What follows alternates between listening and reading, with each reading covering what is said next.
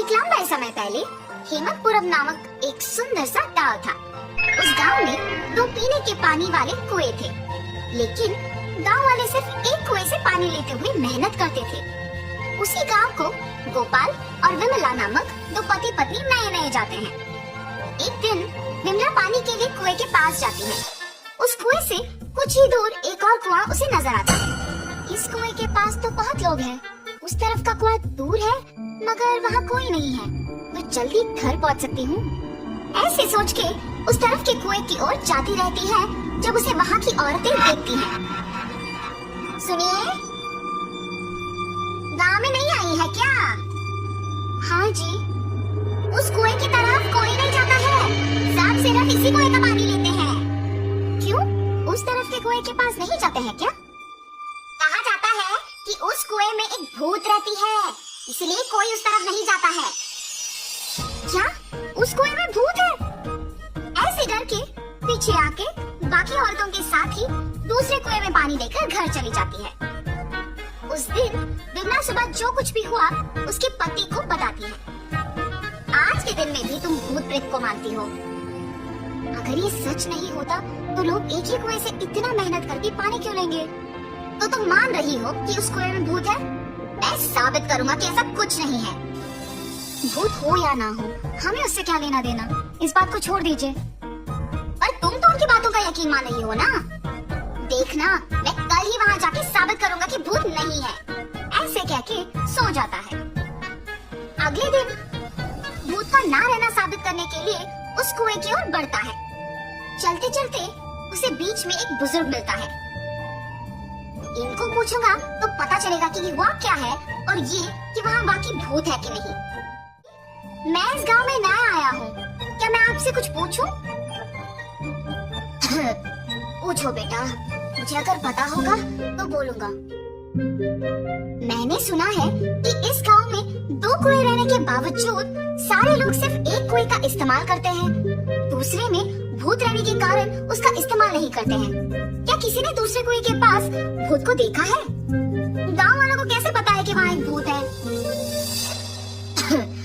सच में उस कुएं में एक भूत का रहना मेरे बचपन में एक दोस्त ने देखा था। भूत को देखने पर इतना डर गया था कि 1 महीना वो घर से बाहर ही नहीं निकला।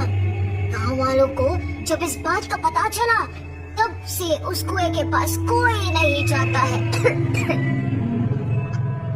हाँ, तो क्या सच में उस कुएं में एक भूत है? इस बुजुर्ग की बातें सुनकर तो मुझे भी लग रहा है कि शायद वहाँ एक भूत है। ऐसे सोचते हुए उस कुएं के पास जाता है और वहाँ रुकता है। हाँ, भूत के बारे में सोचते हुए मैं तो भूत के ही पास आ गया। बाप रे, अब क्या करूँ? गोपाल, गोपाल। हाँ, यहाँ तो कोई नहीं है। मुझे ऐसा क्यों लगा कि कोई मुझे बुला रहा है? मैंने ही तुम्हें बुलाया गोपाल। ऐसे उसके सामने आकर खड़े होती है। आंखें लाल और दिखने में भयानक थी।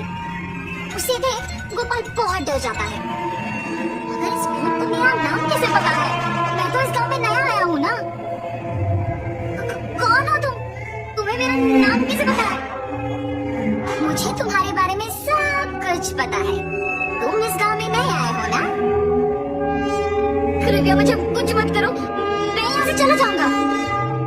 मुझे देखने के बाद अब कहाँ जाओगे? ऐसे जोर से कहने पर डर के मारे गोपाल पीछे मुड़े बिना भागते हुए घर पहुँच जाता है। अरे क्या हुआ जी? आप ऐसे क्यों हैं? उस कुएं में एक भूत है। मैंने उसे डर से भागते हुए यहाँ आ गया। ऐसे वो भूत देखने के कारण कुछ दिन घर पे ही रहता है। मैंने ही कहा था कि भूत नहीं है और मैं खुद अब भूत को देख के डर के मारे घर पे ही रह रहा हूँ। लेकिन मुझे उस भूत को वहाँ से भिजाना होगा और सबका डर मिटाना होगा। उस कुएं के पानी का तभी उपयोग कर सकते हैं। उस भूत के पास वापस जाने के लिए डर तो लग रहा है, मगर उसे भिजाने के लिए तो जाना ही पड़ेगा। ये फैसला करके उस कुएं के पास जाता है। हाँ, तुम वापस आए हो? मुझे देख के डर नहीं लगता? तुम्हें देख के क्यों डरूं? तुम्हें तो मैं डराऊंगा। मुझे और डर